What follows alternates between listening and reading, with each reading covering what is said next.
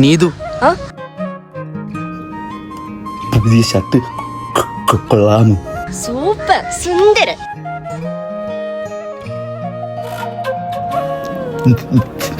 നിനക്ക് എന്റെ വിൽക്കപ്പെടെങ്കിലും ഒരു കുറവായിട്ട് തോന്നിയിട്ടുണ്ടോ?